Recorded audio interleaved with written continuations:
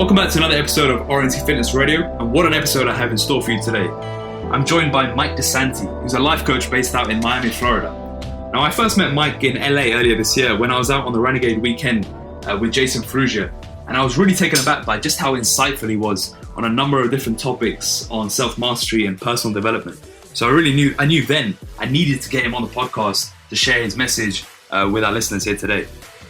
So we touch on a number of different topics, ranging from how to deal with paralysis by analysis, how to manage your inner state, his thoughts on fulfillment, the benefits of meditation, why you need to have a perfect day in mind when you're living your life, and how to create long-lasting habits so that what you do isn't just a temporary change, but you create a true transformation within yourself.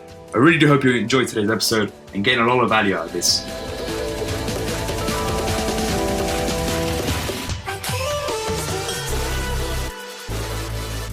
Let's just tell the listeners, who Mike De Santi is and, where you are and how you've come to where you are now.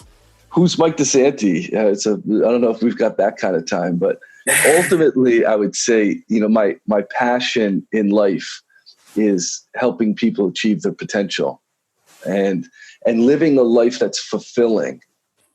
And so what happens is I've always been fascinated with human nature ever since I was young. Always been fascinated with what makes human beings do what they do, and also what makes human beings not do what they know they could or should be doing. So I've always been so fascinated with the human spirit, human psychology, and I've just over time working and developing a practice within myself. I finally came to the place where I said, there's things here that I'm passionate about. There's things here and understandings that I have that I want to share with people. And I just found that I was happiest in my life when I was supporting and helping people really grow and evolve. And so throughout my journey in life, all my ups and downs and my triumphs and challenges, I started my own coaching company almost 10 years ago. And I started that as mostly nutrition-based and nutritional healing-based. And then I started to dive deeper into, the human psyche and the human inner world and what I call your context, your inner world, the inner being of a human being. Because I noticed that was what was really generating people's results in life. And I found that if I could get in there and connect with someone's spirit, connect with their humanness, their worries, their fears, the narratives that they run, and then we could really create extraordinary results together. And so it's been, even my practice or my one-on-one coaching has been a journey and an evolution. And it's led to one-on-one coaching. It's led to retreats throughout the world. It's led to the mastermind group that Jason Ferruggia and I have created. And just recently, I just finished writing my first book. And hopefully that, with some love and attention, we'll see the light of day and make sure that reaches as many people as it can. And so with that, it's been an evolution and a journey, and that's a little bit of who I am and what I do.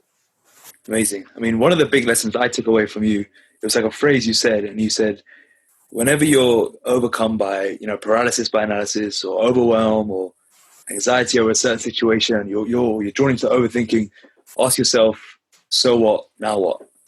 And how can people use that phrase to, to overcome a lot of those issues and manage their inner state?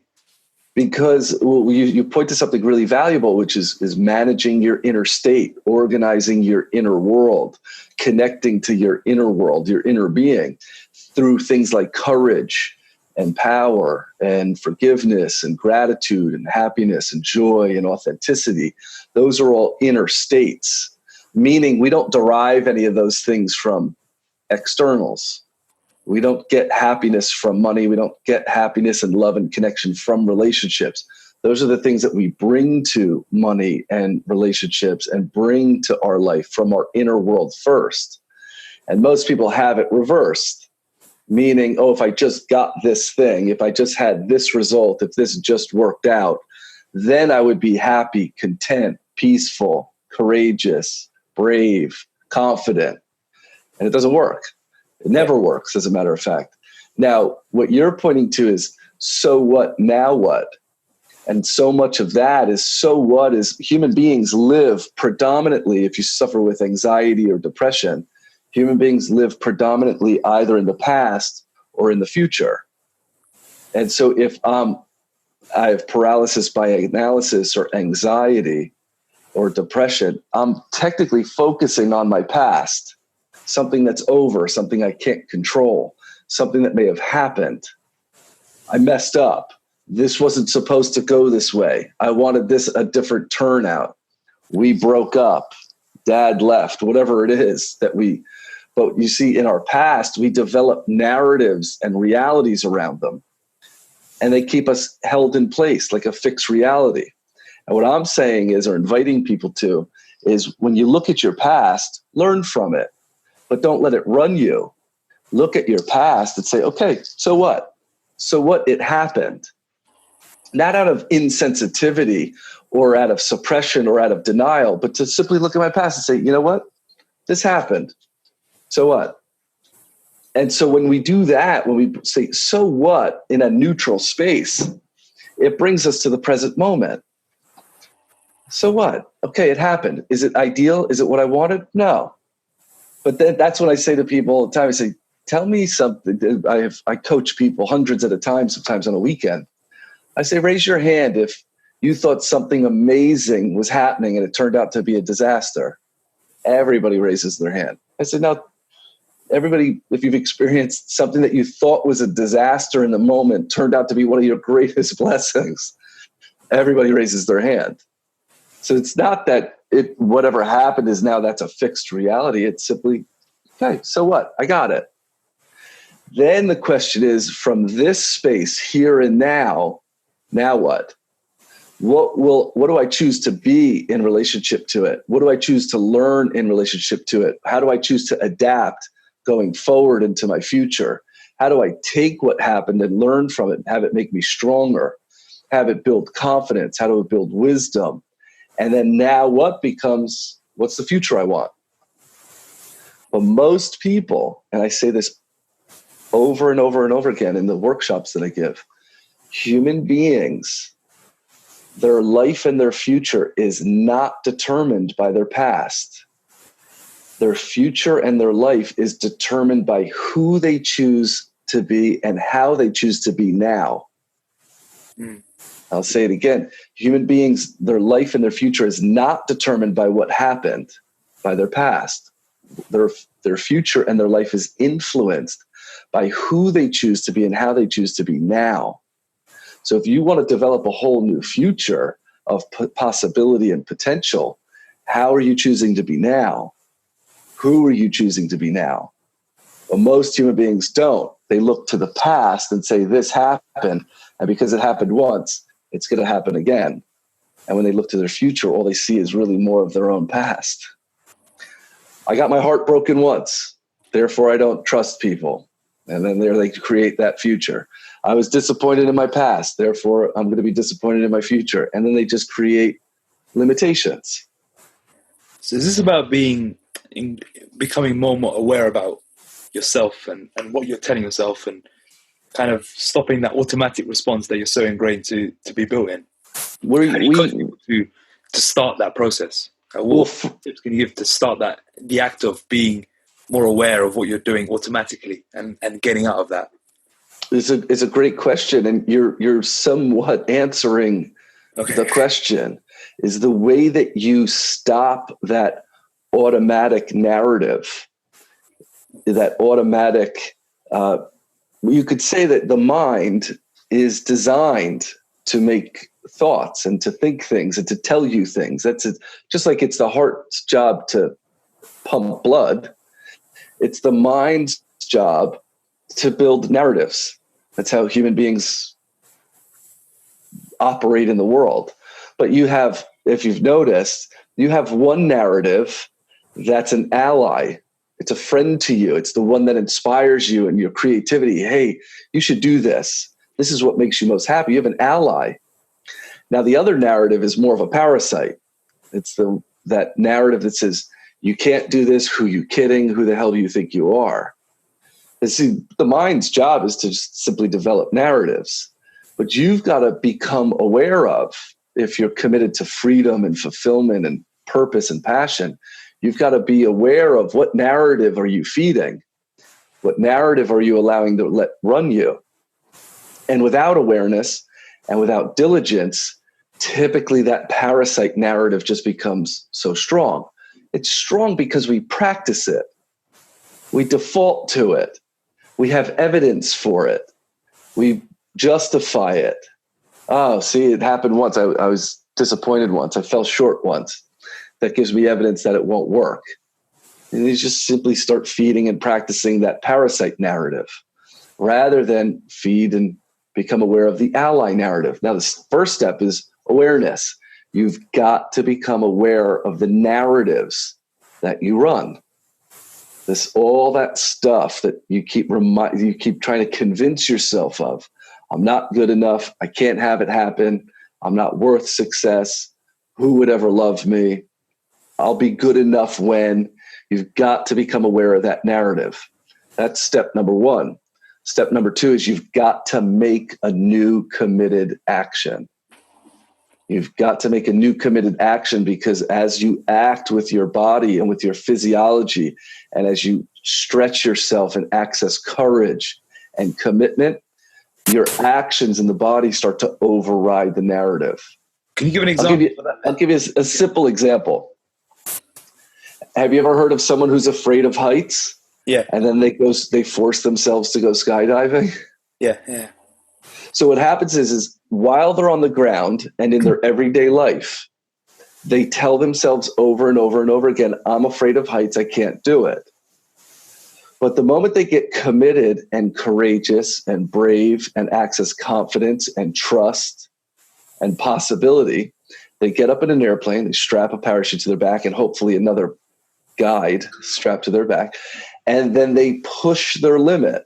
They take a committed action on a fear.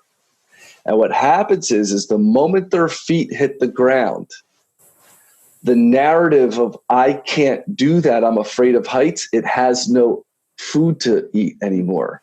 Because the experience of the human is, wait a second, I can do that, I just did it. So the experience begins to trump the narrative. And that's why committed action is so important, is because if I'm afraid or scared of something and I access courage and I make a new action, the narrative begins to lose energy or steam, or begins to starve, because experience trumps your thinking 100% of the time. What about for people who, the fear of height is more of an obvious one, but what about more for people that suffer from anxiety, for example? Yeah, well, if you take, for instance, the intangible, or let's say the invisible, it's like I have social anxiety. Okay, so for you or for me, if I have social anxiety, a stretch for me would be perhaps in a day is go talk to a stranger. Got it. Go start a conversation in an elevator or a lift, you call it, I think. Yeah. Go start a conversation. Go join a public speaking class. Because what happens is as you are in a new experience with a committed action to grow, you learn from experience. It's our greatest teacher. So even some of those intangibles, like my anxieties, if I think they come from, whether they're social or some other fear-based thing, take a committed action on it with a commitment to grow. And now here's the challenge, is people think they should heal and fix it overnight. And it doesn't work. No. It's constant, consistent, committed action. You got to understand, you've been practicing this narrative for decades. So going and starting a conversation with a stranger once, it may not override it. Yeah. But every time you do it and every time you experience it, you learn from it and grow from it. In the context of, say, body transformation, a lot of a big problem people have is, creating long-lasting habits to not just see them through a 3-month, 4-month, 5-month period, but to make it last forever. Mm-hmm. How does this link to habit formation? Well, the short answer to that is you've got to connect it to a greater value. Now, I know you're in the body transformation business or the body transformation industry. Now, to change someone's body temporarily, ultimately, any of us could do it. It would require discipline and, dare I say, willpower. But if you've noticed, perhaps for you or some of your clientele, willpower doesn't last forever. No, you only it won't work. Right? Yeah. So what happens is those are temporary solutions. The groundwork of that is two things.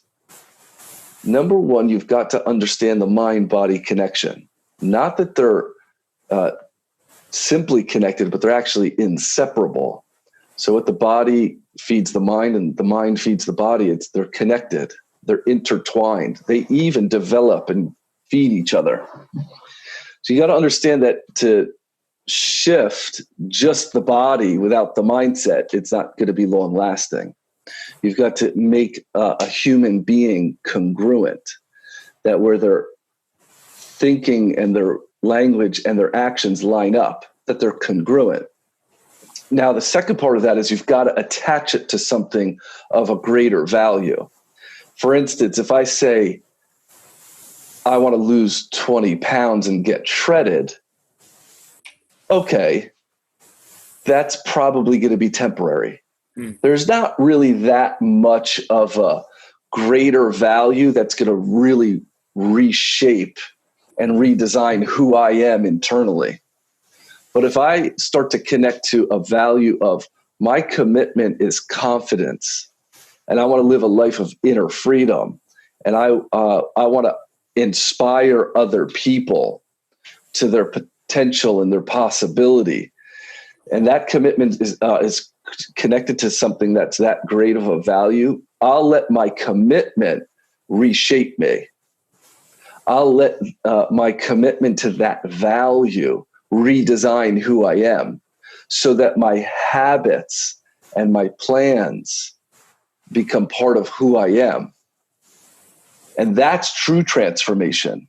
Yeah, that's true transformation. You got to understand is a deer shedding its antlers is a change, but a caterpillar going into becoming a butterfly is a transformation.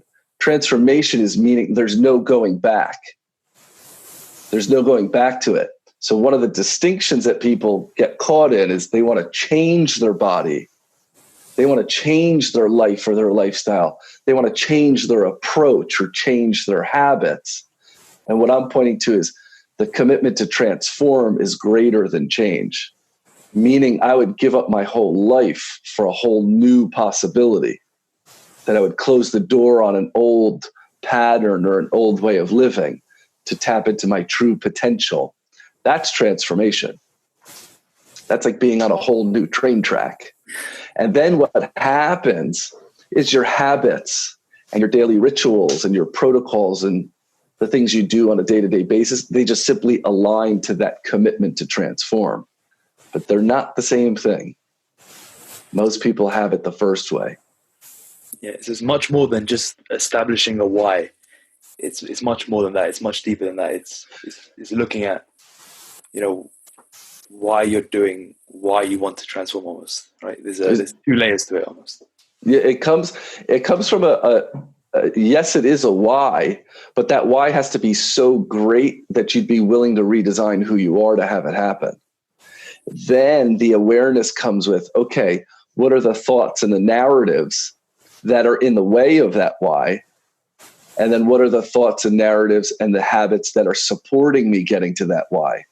And then what happens is you simply audit your life. What are the relationships that encourage me to that? What are the habits that encourage me to that? What are the thoughts and the narratives and the conversations I tell myself that have me get closer to that? And what are the things that are in the way of it? What are the relationships and the narratives and the habits that are in the way of that? So the beginning of a transformation, would someone have this conversation with themselves then? Or would they do it once they've got going? So depends. It's a lot easier to kind of get going. Once that initial motivation wanes, is that when you should be having that conversation with yourself? It depends, because some people are incredibly analytical. Yeah. And what happens is if they just simply have the conversation of transformation, if they get so over analytical, they'll just constantly analyze their transformation. Now, some people have a more expressive personality, which is contrary to an analytical personality. And they're the people that walk in and say, that's it, I'm done, I'm changing. They flip the desk over, they walk out, see all of you later. But then what happens is now they're in the middle of a transformation. Their life is a complete mess. So what happens is you've got to have a balance of the analytical awareness or the inner awareness, which is beyond knowing. It's really an inner knowing. You're being led not by facts, but by an inner knowing, a trust in an inner knowing of who you are and what you want for your life and your passions and your desires. There's a way of, okay, what would that look like? And then I've got to actually trust the steps and the actions that I take as I move forward. So you're constantly, it's not a one-time conversation. You're constantly debriefing with yourself. How far have I come? What's in the way? What's working? What's not working in relationship to my goal and my vision or my commitment? So it's really a consistent and constant awareness and commitment to growth.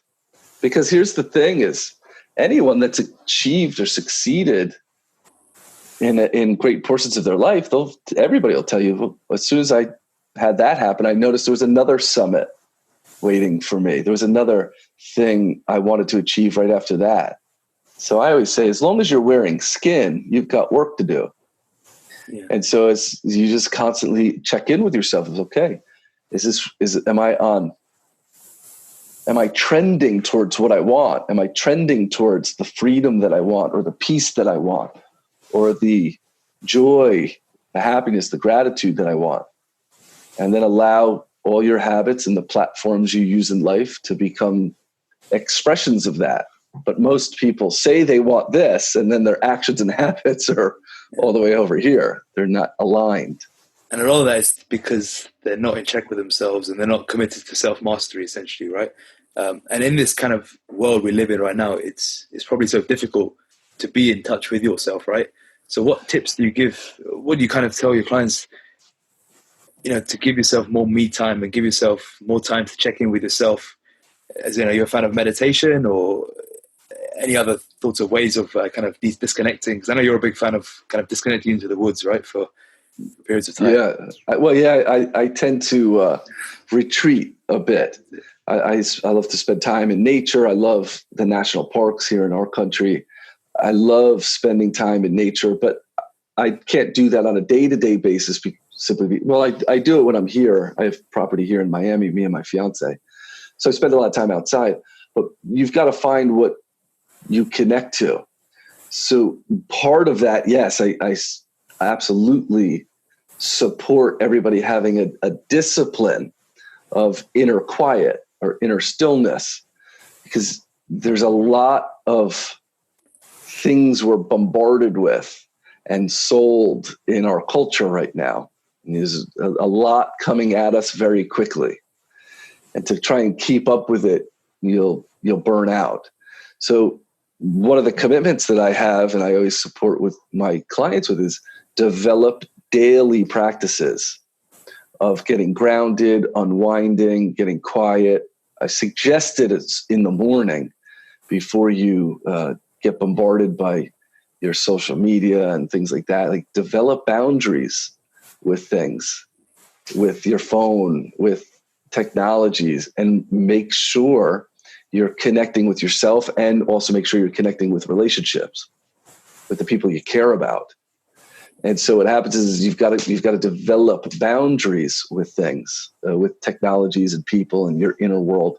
And most people in this fast-paced society we're in think, let me just do more. If I do more, I'll get to the mountaintop. If I do it better, I'll get to the mountaintop. If I do it faster or more efficient, I'll get to the mountaintop. But if you start to develop a daily practice, you start to embrace the journey, and you start to let the journey shape you. I don't need to get to a mountaintop.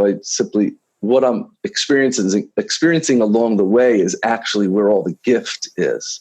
It's where actually all the growth is, and all the gratitude and the appreciation is. that here's where I am. This is what I'm overcoming in front of me. And to have daily rituals and daily practices, and to meditate and to read and to connect with friends, and whatever it is for you, do it and make it non-negotiable. Because if you don't, your circumstances in life will get too great and you won't make time for it. So I tell people this all the time. Average people run their life based on their circumstances. Extraordinary people run their life based on their commitments. So if you have a commitment to peace and quietness in your inner world, you have a commitment to having relationships that are on fire, you have a commitment to having a prosperous business that lends you freedom, a commitment to health and longevity and vitality in your body. If you have a commitment to those things, you'll have them happen. But if you let circumstances run you, there's going to be a lot of times where you just don't feel like going to the gym. You just don't feel like eating healthy and clean. You just don't feel like making that call to the friend that you haven't spoken to in months.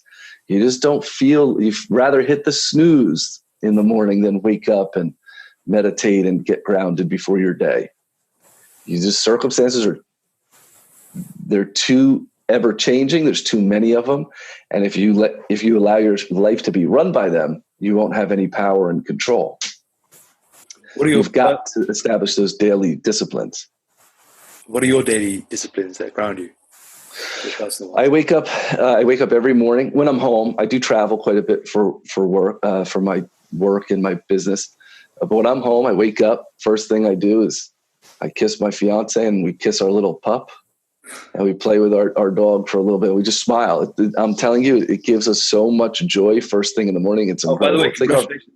Oh, thank you. Thank you. Recently engaged, maybe a month ago. Yeah, because I remember in LA, you said she's just your girlfriend. And now, she's my fiance. My fiance. Yeah, thank you. Amazing. And we spend a few minutes every morning just smiling and laughing. No phones or anything like that. We just smile, laugh, and then she wakes up to make coffee. I sit up in bed. I meditate first thing in the morning. Then I come outside and we have a cup of coffee together and just connect a little bit. I read first thing in the morning before I check my phone or do any sort of social media or anything like that. I always read it for about 20 minutes, a half hour in the morning.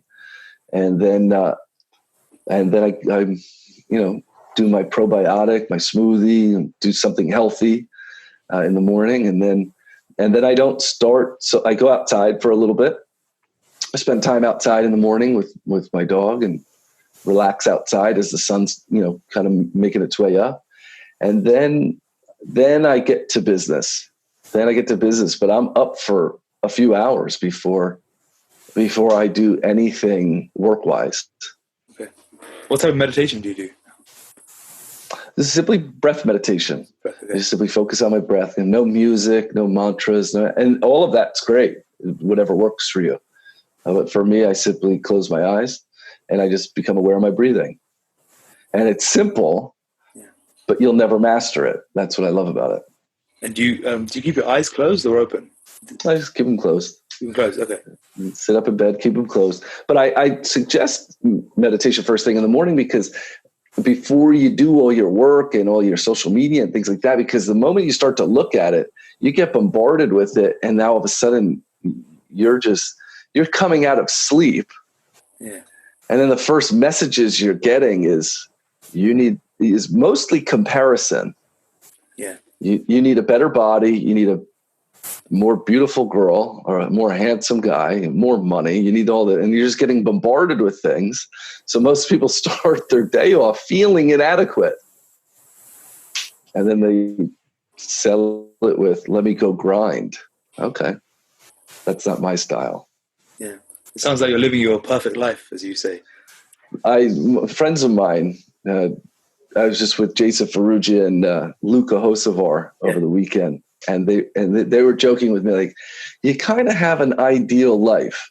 I said, I know. It was very purposeful. Yeah. I'm very committed to it. It wasn't always like that.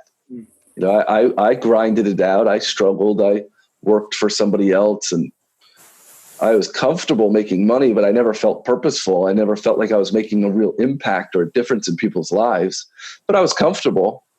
And I remember years ago, I remember this inner knowing saying like, this isn't going to do. This isn't going to work. This won't be satisfactory for me over the course of my life. I wanted to make an impact on people's lives. And the first person I started with was me. I took back my health and my mindset and my physical health. And little by little, it just grew into, okay, how can I teach this? How can I educate people with this? How can I inspire people?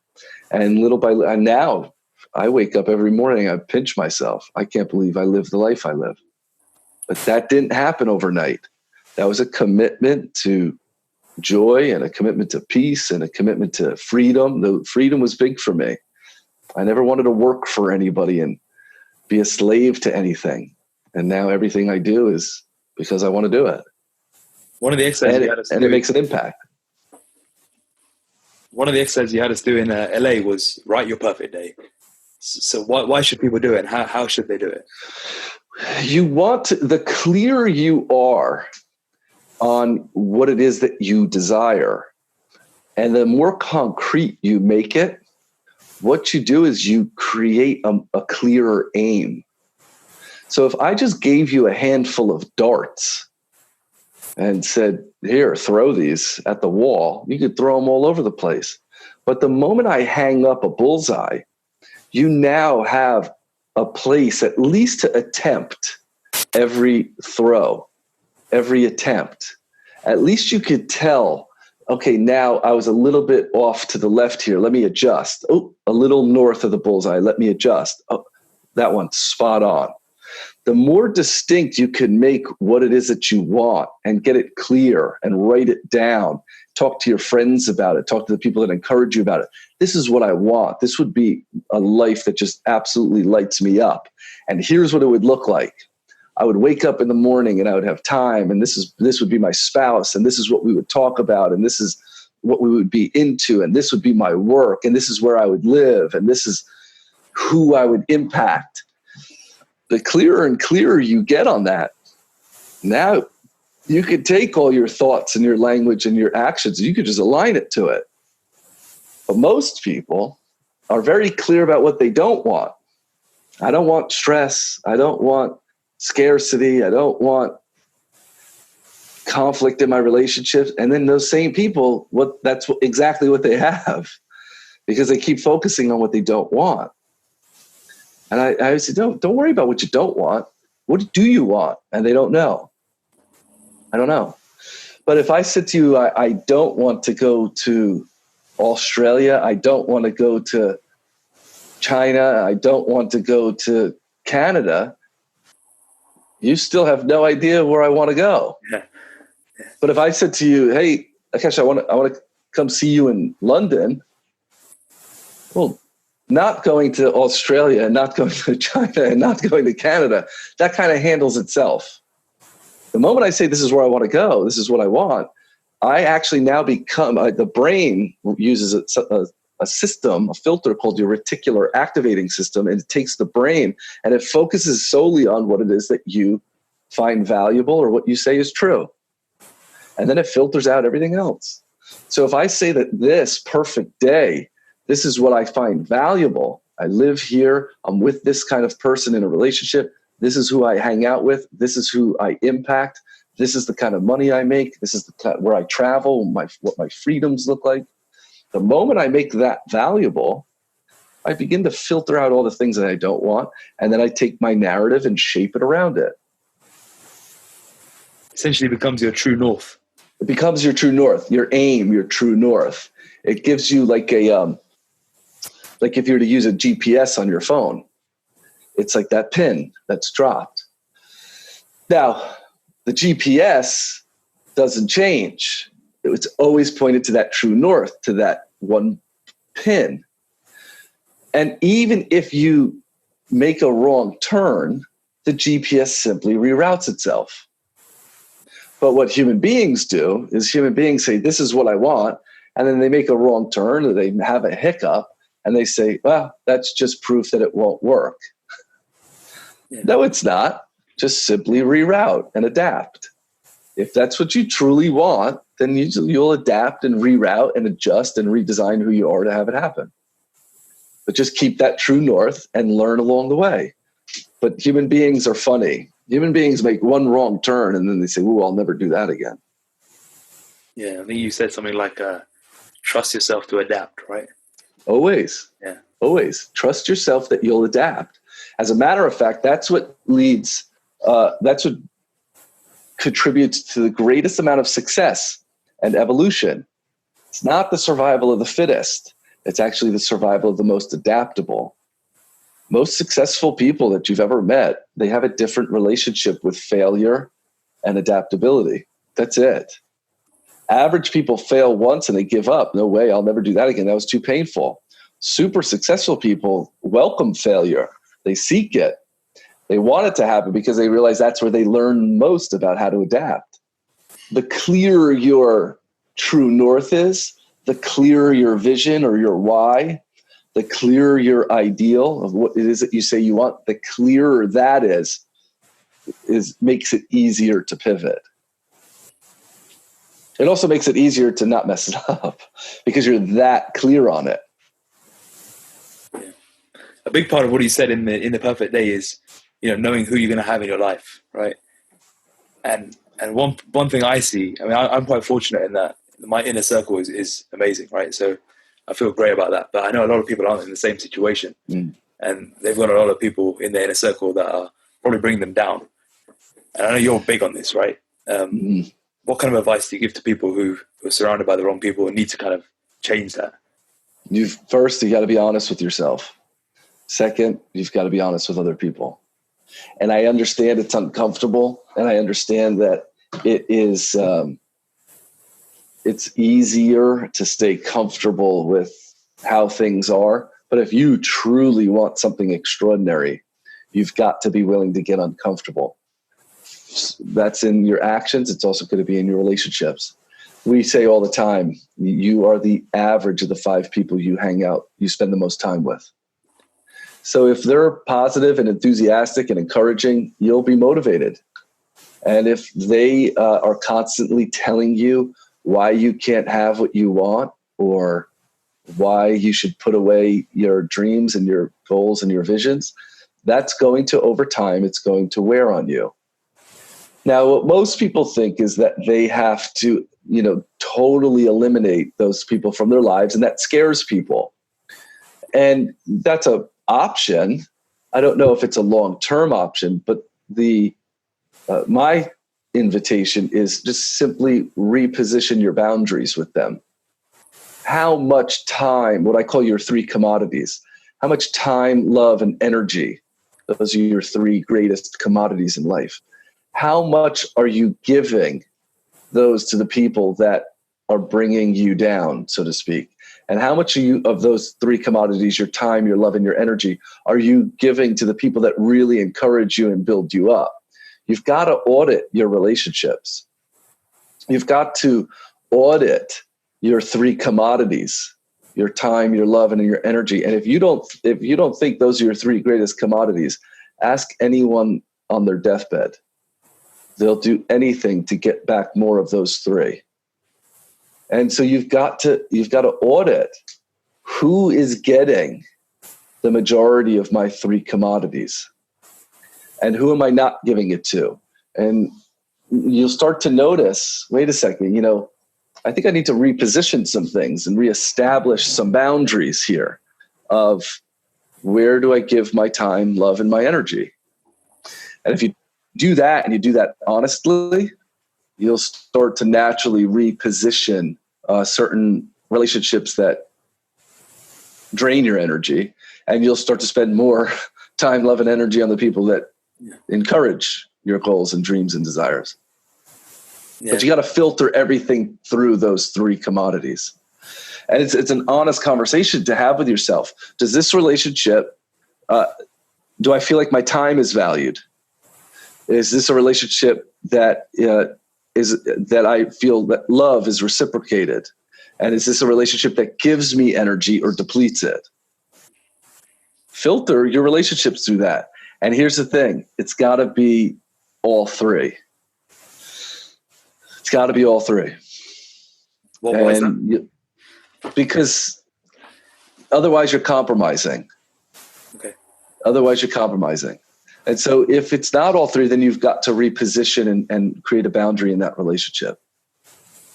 And by boundary, you mean limiting your time with them, or or increasing it.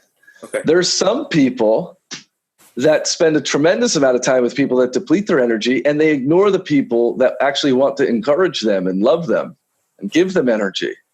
So they've got certain people they're allowing into their life to an extreme degree that should not necessarily be getting that much of their commodity.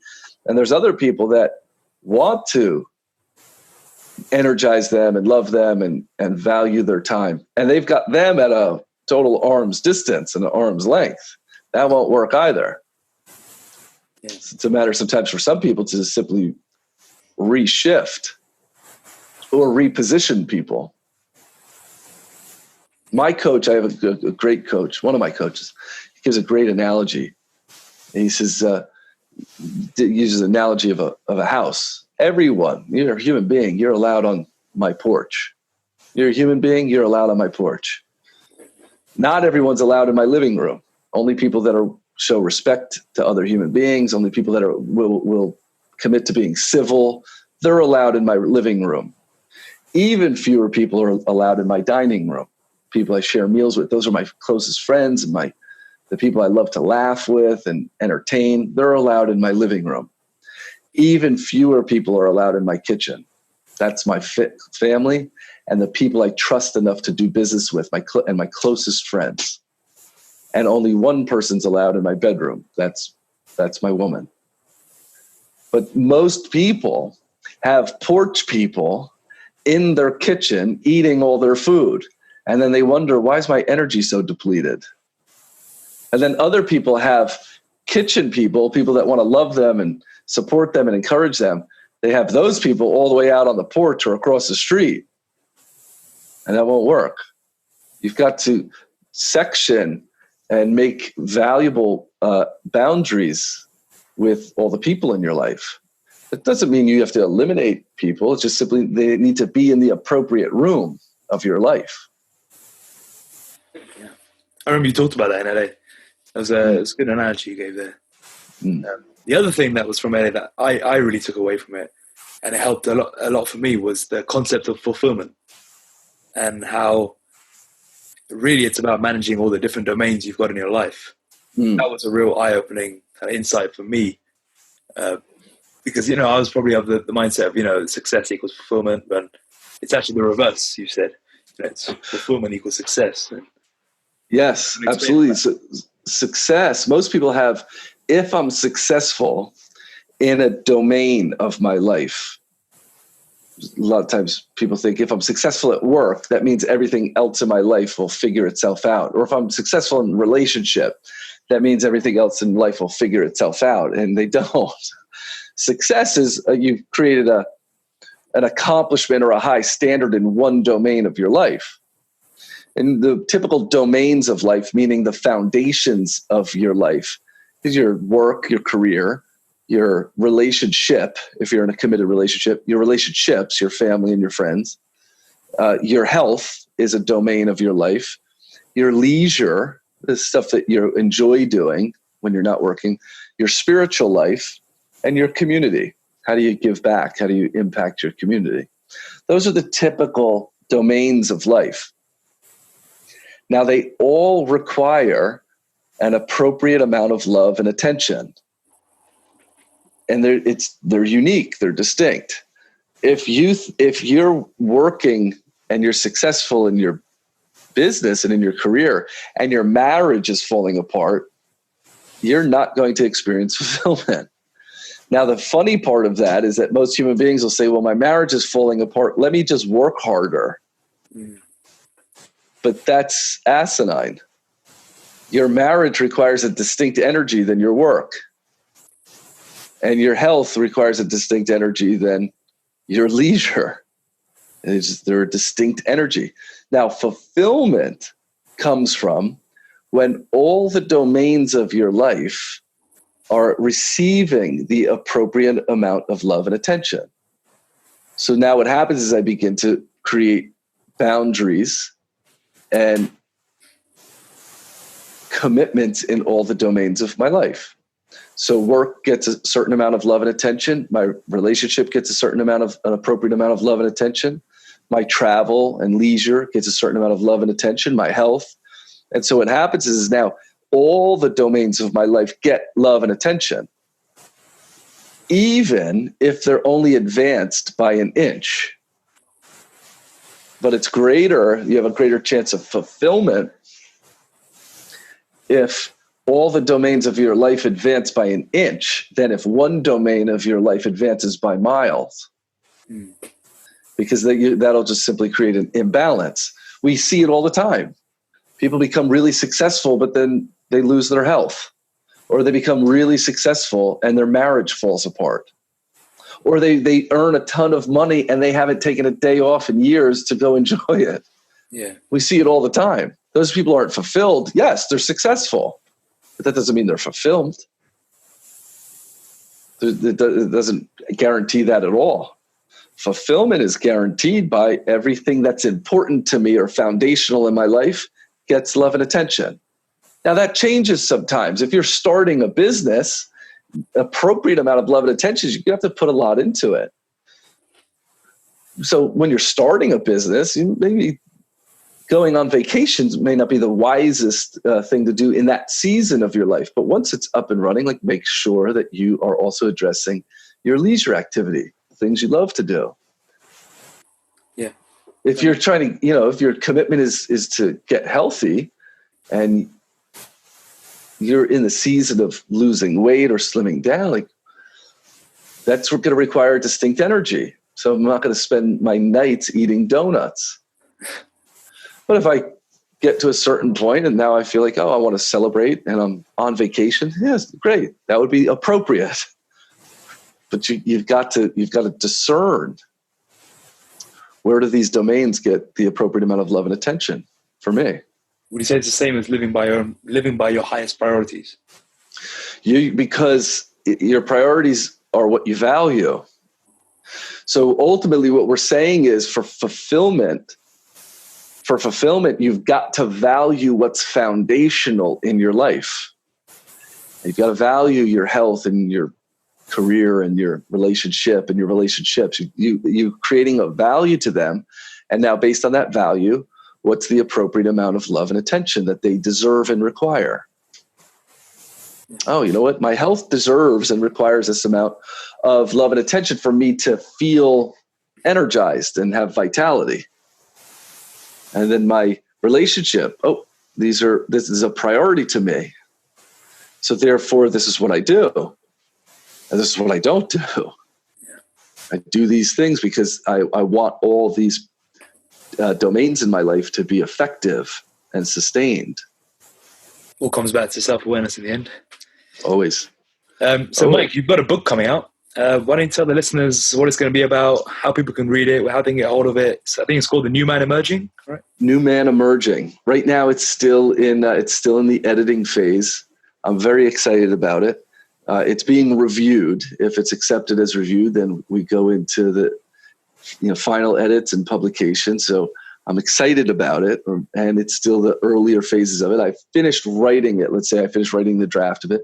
It's called New Man Emerging, and it's I wanted to write something specific to men about, and I call it the awakening man, a man that wants and desires to live a life of fulfillment and freedom and passion and purpose. And it is really a guidebook, a lot of my struggles, a lot of what I've understood for myself and ways that I've coached other men into that have generated an incredible amount of results and success and fulfillment for them. So I wanted to put together that compilation of coaching thousands of men over the years to here's a guidebook of these are the necessities of living a life of freedom and fulfillment and passion and purpose. And I'm very excited about it. And I'll let you know and your viewers know as soon as it comes out. How can people keep an eye on it if they want to? Follow me on Instagram Instagram. Little by little, I've been releasing some quotes from the book, and little by little, and just the way people can get a feel for what it's about. But you can follow me on Instagram, Mike _De Santi. Yeah, we'll put that in the show notes. _De Santi. Yeah, you can put in the notes. And then little by little, I've been throwing some quotes from the book up, and you could follow the progress on Instagram. Nice. Let's finish off with some rapid fire questions. The first one, what's the biggest thing on your bucket list right now? Biggest thing on my bucket list right now is getting this book published. Okay. Biggest thing. What's your favorite place you've traveled to? Tough one, but overall, I would say Italy. Say whereabouts? Probably the Italian Riviera. If I could narrow it down to an area, the Italian Riviera is pretty much my favorite place in the world. Although I have to have Glacier National Park in Montana in America is one of my favorite places in the world too. Oh yeah, it's very special to me. Glacier Park, Montana. Nice. And who should we have on the podcast next? Who should you have on the podcast next? Have you had Jay Ferruggia on? Yeah, we recorded it when we were out in LA. Yeah. Oh, great. I would Luca Hocevar is a dear friend of mine. I think he's amazing, loaded with insights. He would be really valuable to your listeners. Awesome. I'll get in touch with him. Great. Is there anything else you'd like to plug or say before we finish? Plug? No, but the last thing I'll say is it was really great getting to know you when you were out at the Renegade event in California and Santa Monica. Great getting to know you and your partners and all the guys that were there. It's a blessing to be able to contribute to a weekend like that. And I appreciate all the valuables that you took away and all the positive feedback. I appreciate that and stay in touch. And any way I can help you or your listeners, you just let me know. And how can people get booked onto one of these breakthrough weekends? Follow Jay Ferruggia. And Jay Ferruggia, he's the one that blasts out all the details to the Renegade event. It's a mastermind and a breakthrough event that he and I created. We've been doing it for several years now, and they're some of the most fun and inspirational and awareness-driven events that I think people are seeing in the industry right now. Amazing. So I'll put that in the show notes as well. And I'll also link an article that I wrote recently, which I'll send you afterwards. It's called the Quarterly Insights, which I do every 3 months. And I mentioned you quite a few times in there. Wonderful. I appreciate it. Appreciate it. Just to finish off, if you've enjoyed today's episode with Mike, please share with your friends and family. For more information, please visit www.rntfitness.com. And to follow us on Instagram, please visit @RNT_fitness or @Akash Videla. Thanks for listening.